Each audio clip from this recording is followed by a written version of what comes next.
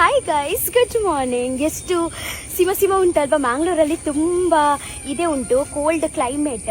Actually ನಾನು ನನ್ನ ಅಜ್ಜಿ ಮನೆಯಲ್ಲಿ ಬಂದಿದ್ದೀನಿ.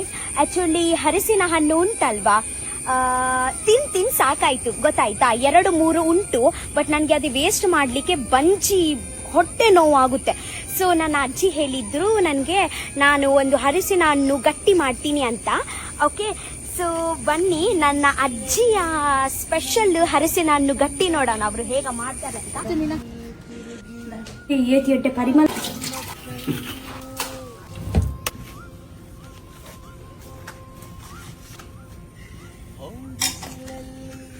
ಗುಜ್ಜದ ಗಟ್ಟಿ. ಓಹ್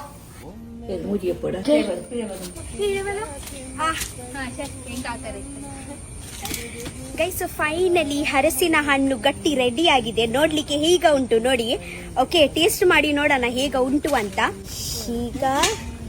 ಹೀಗ ಇದೆ, ಲೀವ್ಸ್ ಫ್ಲೇವರ್ ಕೂಡ ಬರುತ್ತೆ. ಓಕೆ, ನಿಮ್ಮ ಊರಲ್ಲಿ ಇದೆ ಮಾಡ್ತಾರ ಇಲ್ವಾ ಅಂತ ನನಗೆ ಹೇಳಿ. ಆಲ್ಮೋಸ್ಟ್ ಎಲ್ಲ ಇಲ್ಲಿ ಕರ್ನಾಟಕದಲ್ಲಿ ಇದೆ ಮಾಡ್ತಾ ನನಗೆ ಗೊತ್ತುಂಟು.